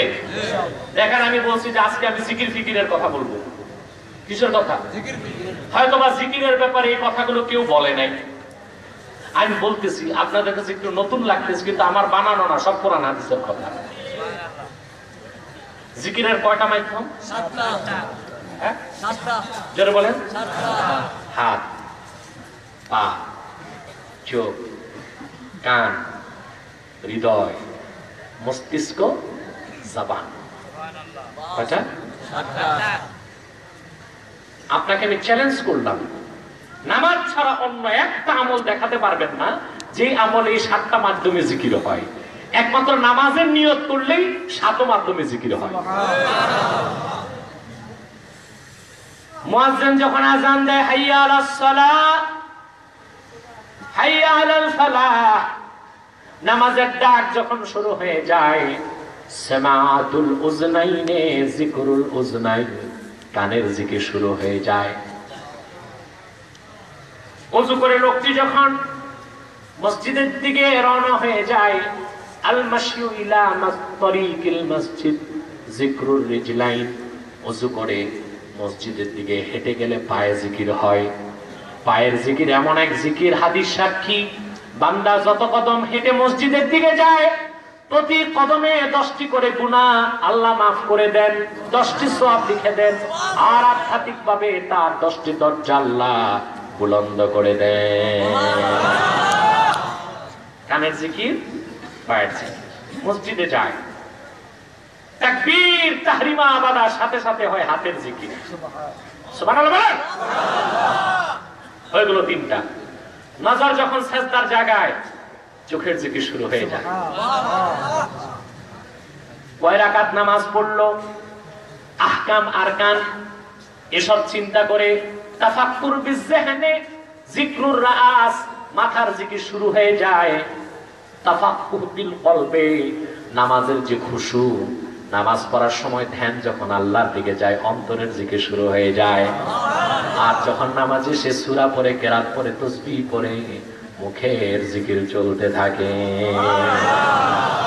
একমাত্র নামাজের মাধ্যমে 7 পদ্ধতিতে জিকির হয়। কিন্তু সবচেয়ে বড় দুঃখ, কি বলবো সাধারণ মানুষের কথা, আমি এমন এক বক্তা দেখছি সারা রাত ওয়াজ করে, ফজর নামাজ পড়েন না। আল্লাহর কসম করে বলতেছি, বাংলাদেশের এক জাদরেল বক্তা, তার খাদেম আমার কাছে মুরিদ হয়ে বললো যে হুজুর, উনি তো নামাজ পড়তে দেখি না।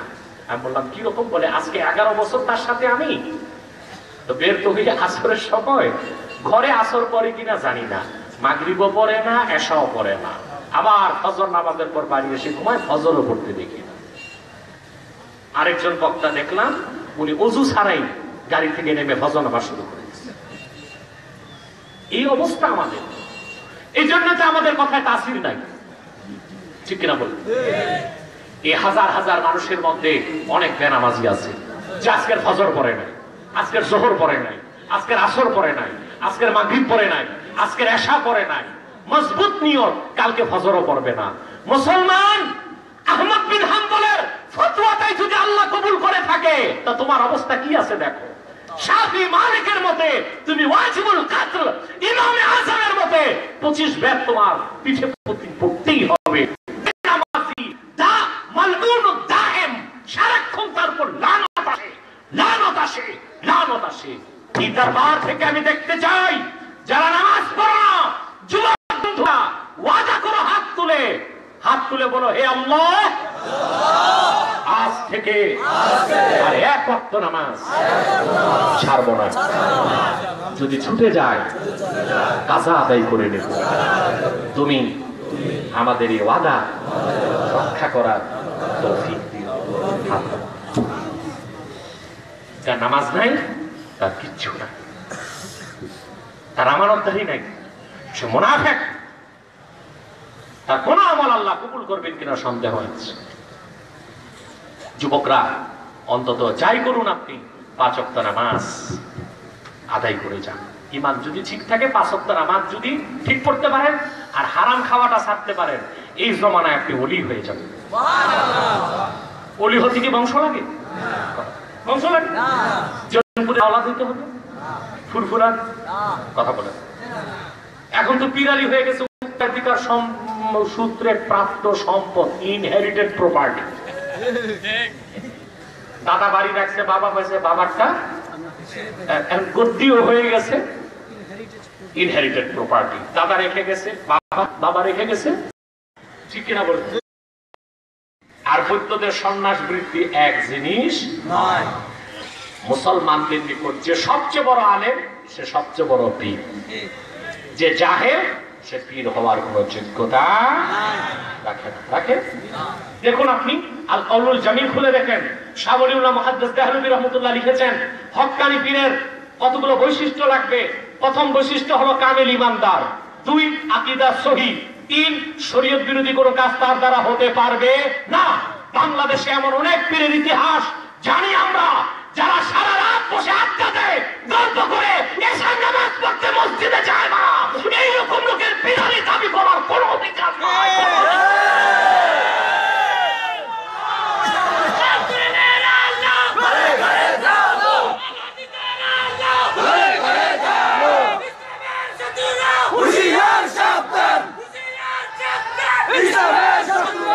প্রিয় সুধী, ওলিউল্লাহ মুহাদ্দিস দেহলভী আল কাউলুল জামিলে লিখেছেন পীরের কতটুকু যোগ্যতা লাগবে। মেশকাত শরীফ শুরু থেকে শেষ পর্যন্ত প্রতিটা ইবারতের তাহকিক তরজমা সহ তার জানা থাকতে হবে। হেদায়াত চারখণ্ড তার পড়া থাকতে হবে। মাসনাবী রুমি তার পড়া থাকতে হবে। রিসালাতুল কুশাইরিয়া তার পড়া থাকতে হবে। তাফসীরে জালালাইন শুরু থেকে শেষ পর্যন্ত তার পড়া থাকতে হবে। আপনি এই শর্তে পীর খোঁজেন, বাংলাদেশে দূরবীন দিয়া খুঁজো 50টা পীর যাবে না, যাবে না। শুধু দরবার বড় হইলে, মিনার উঁচা হইলেই বড় পীর হওয়া যায় না। ইলম লাগবে, আমল লাগবে, অন্তর থেকে শিরক এবং কুফরকে দূর করতে হবে, কোরআন সুন্নাহ ভাবে চলতে হবে, কোরআন সুন্নাহর পক্ষে কাজ করতে হবে। দরবার যত ছোট হোক ওটা আল্লাহর কাছে বড় দরবার, মুরিদ যত কম থাক আল্লাহর কাছে সেটা মকবুল হয়ে যাবে, মকবুল হয়ে যাবে, মকবুল হয়ে যাবে। মুসলমান সাবধান, পীর ধরার আগে দেখবেন, চিনবেন, তারপর পীর ধরবেন। একটা কথা শোনেন না, পীর ধরা ফরজ? কথা বলেন। হক্কানি পীর ধরা ফরজ, ভণ্ড পীর ধরা ওই রকম ফরজ, চোর ধরা যে রকম ফরজ। ধরতে হবে আল্লাহ হক্কানি পীর ধরবে, ফরজ আদায় হবে। আর ভণ্ড পীর ধরা ওই রকম ফরজ, চোর ধরা যে রকম ফরজ। আপনারা চোর কেমনে করেন? সাবধান, অনেক চোর কিন্তু সরিষার তেল লাগায় চুরি করে পিছলে যায়। অনেক পীরও সরিষার তেল লাগায় রাখছে, ঠিক কিনা বলেন? ওগো ধরার জন্য হাতে ছাই মেখে নিবেন, ভালো করে ধরে পিঠের মধ্যে এমন কয়টা দিবেন যা ভণ্ডামি করে দুধ করা মাখন খাইছে চর্বি সব এক ঘুষিতে বের হয়ে যাবে। প্রিয় সুধী, যে কথা বলছিলাম, নামাজ বড় জিকির, ঠিক কিনা? পারবেন না নামাজ? তাহলে মৌখিক জিকিরটা জিকির, নামাজটাও সুবহানাল্লাহ। আবার কোরআনের ওয়াজটাও জিকির। আল্লাহ রাব্বুল আলামিন কোরআন কারীমে বলেন, ফাযাক্কিরু ইন নাফাতিদ যিকরা সায়াযাক্কারু মান ইয়াখশা ওয়া ইয়াতাজান্নাবুহাল আশকাল্লাযী ইয়াসলান নারাল কুবরা। মুহাম্মদ সাল্লাল্লাহু আলাইহি ওয়াসাল্লাম, আপনি কোরআন থেকে মানুষকে উপদেশ দেন, যদি তা তাদের উপকারে আসে। কোরআনের তাজকিরা, কোরআনের উপদেশকে আমার আল্লাহ রাব্বুল আলামিন জিকির বলেছেন, বলেন সুবহানাল্লাহ। আরো আশ্চর্য হবেন, কোরআনের বিধিবিধান, আইন ও কানুনকেও আল্লাহ জিকির বলেছেন, বলেন সুবহানাল্লাহ। কোরআনের আইনটাও আল্লাহর জিকির, কোরআনের আইন কার জিকির? সব পীর মাসে এক সুফি দরবেশ জিকিরের কথা কয়, নফিস বাতের কথা, এক জরবি জিকির, 2 জরবি জিকির, হাসান খাসের জিকির, সব জিকিরের কথা বলে, কিন্তু কোরআনের আইনটাও যে জিকির এটা কয় না। কোরআনের আইন জিকির কিনা বলেন? আল্লাহ বলেছেন কোরআন শরীফে সূরা আনফালে, আল্লাহ বলেন, ইন্নামাল মুমিনুনা আল্লাযীনা ইযা যুকিরাল্লাহু ওয়াজিলাত কুলুবুহুম ওয়া ইযা তুলিয়াত আলাইহিম আয়াতুহু যাদাতুহুম ঈমানাও ওয়া আলা রাব্বিহিম ইয়াতাওয়াক্কালুন। আহা, আল্লাহর কোরআন এমন মজার জিনিস। 1 ঘন্টা 20 মিনিট চলে গেছে, আমি টের পাইলাম না। মানে আপনাদের কষ্ট হচ্ছে?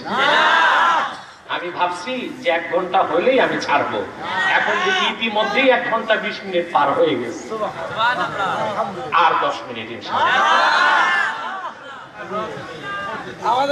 মানে আপনাদের অবস্থাটা এরকম, আমাদের ওয়াজের পর হুজুর মরে যায়, আমাদের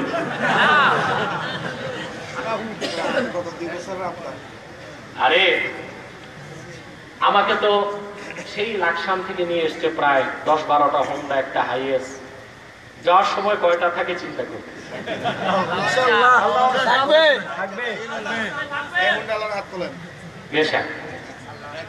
বেশাক আমি আল্লাহর সাহায্যে চলি, তবে যেটা নিয়ম নিজাম সেটাকেও লক্ষ্য রাখতে হবে, ঠিক কিনা? এটা এই জন্য বললাম, নেওয়ার সময় মাহফিল কমিটি খুব সাদর কদর করে। ওয়াজ শেষ আর হোন্ডা খুঁজে পাওয়া যায় না, হোন্ডার চাবি নাই, হোন্ডায় তেল নেই,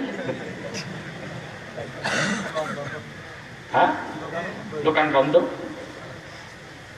আল্লাহ তাআলা বলেন প্রকৃত মুমিন তো তারাই ইযা যুকিরাল্লাহ, যখন তাদের সামনে আল্লাহর জিকির হয়। এই জিকির কোন জিকির?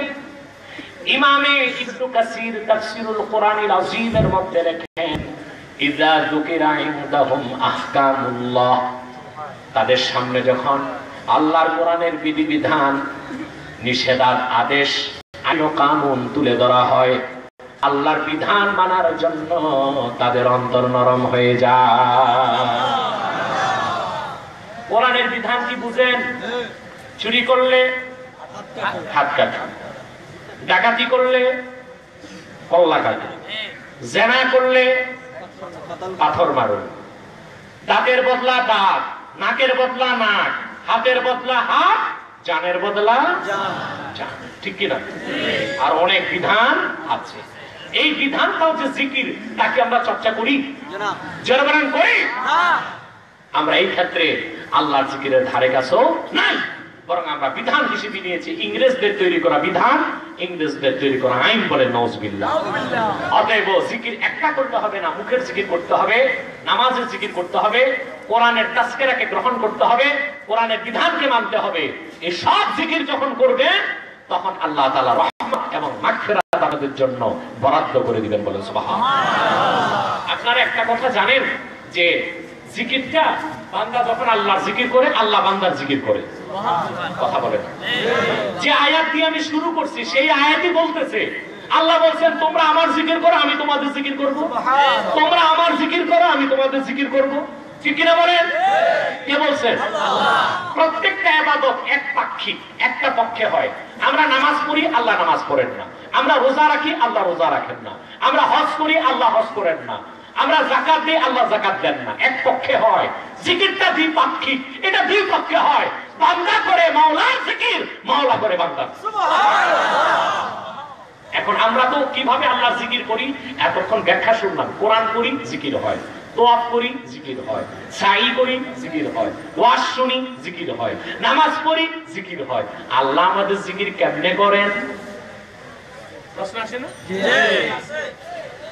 ফাজকুরুনি আযকুরকুমের ব্যাখ্যা করেছেন ইমাম বুখারী। তিনি বলেন ইন্নাল আবদা ইযা যাকারাল্লাহ বিত্তাআতি ইয়াযকুরুহুল্লাহু আযজা ওয়া জাল্লা বিররাহমাতি ওয়াল মাগফিরা। আল্লাহর কোন বান্দা যখন আনুগত্যের সাথে সওয়াবের নিয়তে আল্লাহর জিকির করে, আল্লাহ রাব্বুল আলামিন রহমত এবং মাগফিরাত দিয়ে ওই বান্দার জিকির করেন।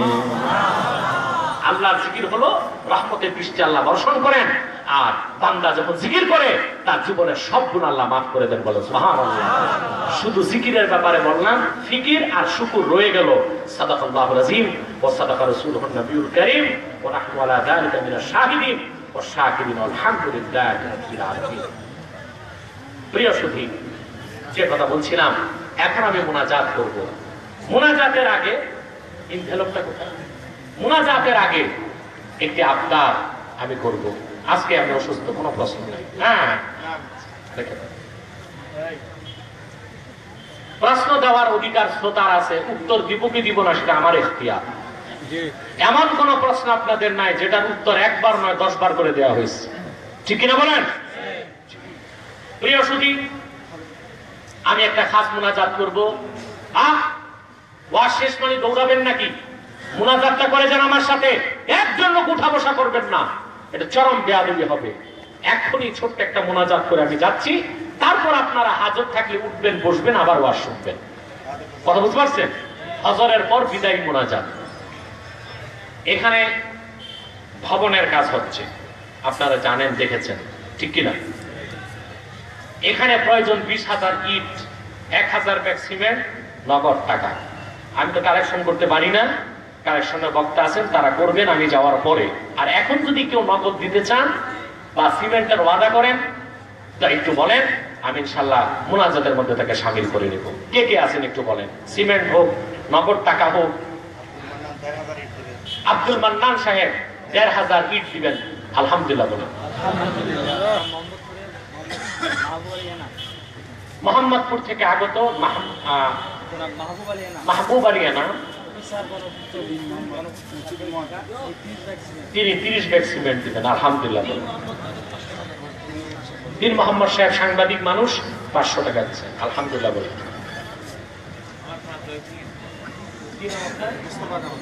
মুস্তাফা কামাল সাহেব কত? 5 ব্যাগ সিমেন্ট। আর কে কে আছেন একটু বলেন। এক্ষুনি দোয়া হচ্ছে, আমি করে নামি, উঠবেন না। মানুষ টাকার কথা শুনলেই ভয় পায়, উঠতে দেন বা না দেন, দোয়াটা করে যান।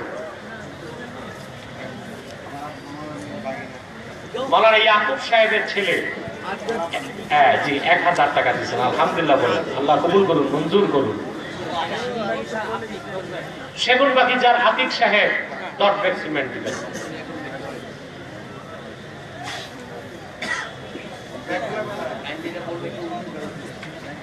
এক ভাই প্রশ্ন করেছেন, কবরের মধ্যে তাসবিহ, কোরআন মাজিদ, পাগড়ি দেওয়া, এগুলো কি জায়েজ কিনা? মারাকিবুল ফালাহ হাসিয়া তাহতাবিতে এসেছে, কবরে এগুলো দেওয়া বেদাত। আর কোরআন শরীফ দেওয়া উচিত নয়, কারণ আল্লাহর কোরআন নূর। এটা কি নূর? সেটা মাটিতে দেওয়া, লাশ পচে যাবে, পুজ হবে, রক্ত হবে, সেটা যদি কোরআন কারিমে লাগে, সেটা আল্লাহর কোরআনের সাথে চরম বেয়াদবি হবে। কারণ কোরআন হচ্ছে নূর, এটা লৌহে মাহফুজের জিনিস। কথা বুঝতে পারছেন? আর পাগড়ি তসবিহ দেওয়া, এটা সুন্নতের খেলাফ, সালফে সালেহিনের খেলাফ, ইজমাই উম্মতেরও খেলাফ। এটাকে মারাকিবুল ফালাহ ফতোয়ার কিতাবে বেদাত মাকরুহ লেখা হয়েছে। আলহামদুলিল্লাহি রাব্বিল আলামিন,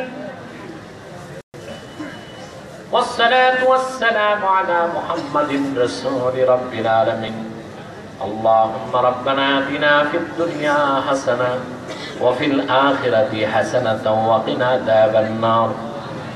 ربنا ظلمنا أنفسنا وإن لم تغفر لنا وترحمنا لنكونن من الخاسرين. আল্লাহ তাআলা ঐতিহ্যবাহী দিলীপ দরবার শরীফে হাজার হাজার জাকের শাকের সালেক নিয়ে হাত তুলেছি মাগো। দিলীপ দরবারের বর্তমান গদ্যনশীল পীর আছেন, মকরা দরবারের বর্তমান গদ্যনশীল পীর, দক্ষিণবঙ্গের ঐতিহ্যবাহী মোকামিয়া দরবারের পীর সহ বাংলাদেশের বিভিন্ন জায়গা থেকে অনেক পীর মাশায়েখ জাকের শাকের সালেক এসেছেন। আল্লাহ এখানে অসংখ্য 5 ওয়াক্ত নামাজি তাহাজ্জুদ গুজার আছেন। তোমার ওলিও থাকতে পারেন, আমরা চিনি না, তুমি চিনো। এতগুলো মানুষের মধ্যে যার দুটো হাত তোমার ভালো লেগেছে মাহবুব, তার দুটো হাতের বিনিময়ে আমাদের জীবনের সব গুনাহ খাতা তুমি মাফ করে দাও। আল্লাহ তাআলা রব্বুল আলামিন হৃদয়ের গভীর শিরকের গুনাহ মাফ করো, কুফরের গুনাহ মাফ করো। জীবনে যত কবিরা গুনাহ সগীরা গুনাহ করেছি মাফ করে দাও।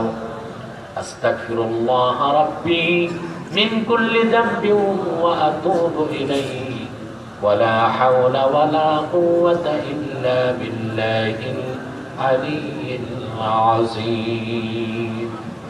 আল্লাহ তাআলা হৃদয়ের গভীর থেকে দোয়া করি, আল্লাহ তোমার আখির নবী নূর নবী আমার হযরত মুহাম্মদ সাল্লাল্লাহু আলাইহি ওয়াসাল্লাম আজ থেকে ১৫০০ বছর আগে দুনিয়ার থেকে বিদায় নিয়েছেন। হায়াতুন নবী হিসেবে জান্নাতুল ফেরদৌস রওজা মুবারকে বিশ্রাম নিয়েছেন। আল্লাহ জীবনে একবার তোমার হাবিব নবীজি মুহাম্মদ সাল্লাল্লাহু আলাইহি ওয়াসাল্লামের জান্নাতুল ফেরদৌস রওজা মুবারকে উপস্থিত হয়ে গো আল্লাহ তোমার হাবিব নবীজি মুহাম্মদ সাল্লাল্লাহু আলাইহি ওয়াসাল্লামের নূরের কদম মুবারকে দরুদ ও সালামের হাদিয়া দেবার আগে আল্লাহ তুমি দয়া করে ডাক দিও না। আল্লাহ তাআলা একবার বা একাধিকবার যারা সোনার মদিনায় নূরের মদিনায় যেতে পেরেছি আল্লাহ জীবনে বারবার তোমার হাবিব নবীজি মুহাম্মদ সাল্লাল্লাহু আলাইহি ওয়াসাল্লামের নূরের শহর মদিনাতুল মুনাওয়ারা জিয়ারতের জন্য তাদের কপালটা খুলে দাও। আল্লাহ তাআলা হৃদয়ের গভীর থেকে দোয়া করি আল্লাহ তোমার আখিরি নবী নূর নবী আমার হযরত মুহাম্মদ সাল্লাল্লাহু আলাইহি ওয়াসাল্লামের নূরের চেহারা মুবারক স্বপ্নে একবার দেখে গো আল্লাহ জান্নাত ওয়াজিব হবার আগে তুমি ডাক দিও না। একবার বা একাধিকবার জানা তোমার হাবিব নবী মুহাম্মদ সাল্লাল্লাহু আলাইহি ওয়াসাল্লামের নূরের চেহারা মুবারক স্বপ্নে দেখার সৌভাগ্য লাভ করেছে আল্লাহ জীবনে বারবার দেখার জন্য তাদের কপালখানা আল্লাহ তুমি সোনার কপাল বানায় দাও। আল্লাহ আমাদের অনেকের বাবা নাই, অনেকের মা নাই, অনেকের বাবা মা একজন নাই, তিরিপ দরবারের মরহুম পীর সাহাব সহ এই মৌকরার পীর সাহাব সহ এত অঞ্চলে যদি ইমানদার নরনারী দুনিয়া থেকে ইমানের সাথে বিদায় নিয়েছে আল্লাহ তাদের কবরটা তুমি জান্নাতের বাগান বানায় দাও। আল্লাহ তাআলা আমাদের এখানে যারা বসে আছেন আত্মীয় স্বজন ইমানের সাথে বিদায় নিয়েছে তাদের কবরের আযাব তুমি মাফ করে দাও আল্লাহ। অশান্ত হৃদয়কে শান্ত করে দাও আল্লাহ, অভাবীর অভাব দূর করে দাও, সুস্থকে সুস্থ করে দাও। এই দরবারে যারা মাহফিলের জন্য নগদ ধন দিয়েছে আর মন দিয়ে কেটেছে ভবন করার জন্য সহযোগিতা করেছে আল্লাহ সকল ইমানদারের হালাল ধন আর পবিত্র মন তুমি কবুল মঞ্জুর করে নাও।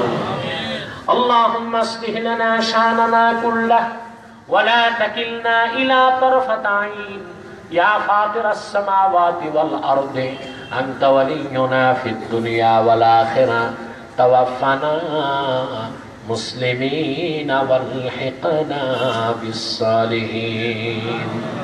ভাইরা আমার একটি মিনিট সময় ছেড়ে দিলাম, চক্ষুটা বন্ধ করুন, মাথাটা নত করুন।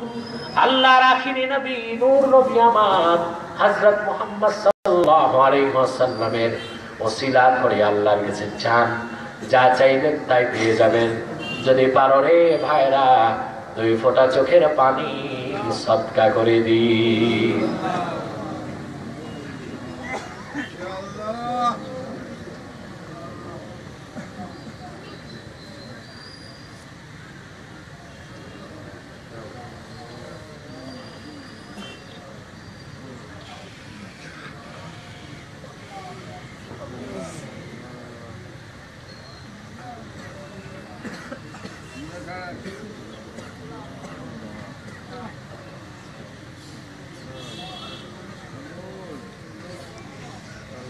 আল্লাহ হুজুরের নেক হায়াত দারাজ করে দেন আল্লাহ। আল্লাহ হুজুরের নেক হায়াত দারাজ করে দেন আল্লাহ। ঈমানের পাওয়ারকে আরো বৃদ্ধি করে দেন আল্লাহ। আল্লাহ আমাদের সকলের ঈমানের পাওয়ারকে বৃদ্ধি করে দেন আল্লাহ। আল্লাহ আমাদেরকে হক বুঝার তৌফিক দান করেন আল্লাহ। আল্লাহ আমাদের সকলকে আল্লাহ আমরা মাদ্রাসায় পড়ি আমাদের সকলকে আল্লাহ হামি কোরআন বানায় দাও আল্লাহ, হাজি জামান বানায় দাও আল্লাহ। আল্লাহ আপনি আমাদের সকলকে কবুল মঞ্জুর করেন আল্লাহ। সকল হক্কানি দরবারকে ঐক্যবদ্ধ হওয়ার তৌফিক দাও আল্লাহ। প্রত্যেকে বাবার কথা, মায়ের কথা, সুখের কথা, দুঃখের কথা বলেন আল্লাহর কাছে। এই সুযোগটা জীবনে আর নাও আসতে পারে আল্লাহ। অন্তর থেকে বলেন আল্লাহ কবুল করে।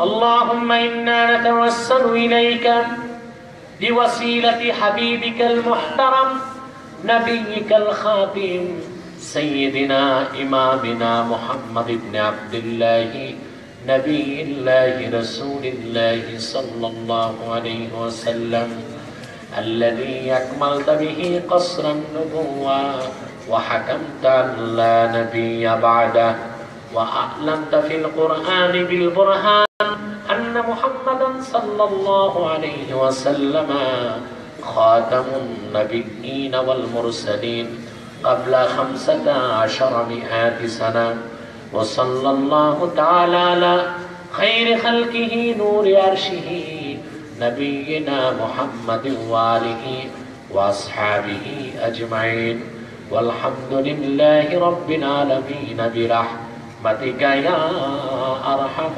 الراحمين. এক মিনিট বসেন। আপনারা ওয়াজের শেষে দৌড়াদৌড়ি শুরু করছেন, এই জন্য আমি মুনাজাতটা করে দিয়েছি যেন মুনাজাত থেকে কেউ মাহরুম না হন। আমি আবারও বলছি, যদি দরবারের জন্য কেউ কিছু দিতে চান, ভবনের জন্য সিমেন্ট হোক নগদ টাকা হোক, একটু আমার সামনে দেন, আমি দেখে খুশি হব। হ্যান্ডবিলটা দেখি। আরেকটা হ্যান্ডবিল আছে আমার কাছে, আমার বিভিন্ন প্রায় 18-19 বছরের ওয়াজ, কোরআন শরীফের তাফসীর, হাদিসের ব্যাখ্যা, ফতোয়া, ভাষণ, বিবৃতি সব ইন্টারনেটে যদি দেখতে চান, এখানে অ্যাড্রেস আছে। প্রত্যেকেই যদি পারেন ডান পাশ থেকে এক একটা হ্যান্ডবিল নিয়ে নেবেন। আগামী 26শে নভেম্বর হেসাখাল ইনশাআল্লাহ মাহফিলে আমি আসবো, আপনারা যাবেন, পারবেন তো ইনশাআল্লাহ? নিয়ত রাখছেন তো ইনশাআল্লাহ? আল্লাহ কবুল করুন।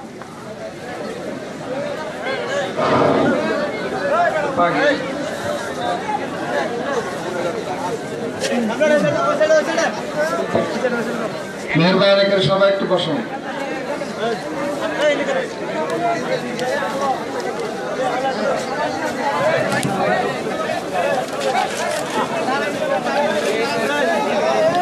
এখন ছাত্রদের পাড়িয়ে দেওয়া হবে যুগের শ্রেষ্ঠতম আলিম ডক্টর আল্লামা সৈয়দ এনায়েতুল্লাহ আব্বাসী সাহেব এখন তিলির দর্শনার্থ নিয়ে হিফজুল কোরআন ছাত্রদের পাগে ধরে দিয়েছে মোহাম্মদ উসমান গনিকে। নারায়ে তাকবীর, নারায়ে রিসালাত, নারায়ে তাকবীর। তিলির গনিয়া মাদ্রাসা, তিলির গনিয়া হিফজুল কোরআন মাদ্রাসা, তিলির দরবার শরীফ, ডক্টর সৈয়দ এনায়েতুল্লাহ আব্বাসী সিদ্দিকী।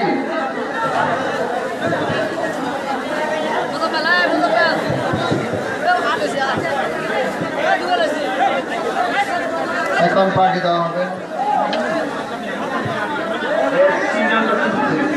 এখন পার্টি দেওয়া হবে মোহাম্মদ ইয়াকুবকে। পার্টি দিবেন মোকামিয়া দরবার শরীফ, মোকামিয়া দরবার শরীফ আল হযরত পীর সাহেব কিবলা। নারায়ে তাকবীর, নারায়ে রিসালাত। তিলির দরবার শরীফ, জনপুর দরবার শরীফ, মোকামিয়া দরবার শরীফ, মৌকারা দরবার শরীফ। নারায়ে তাকবীর।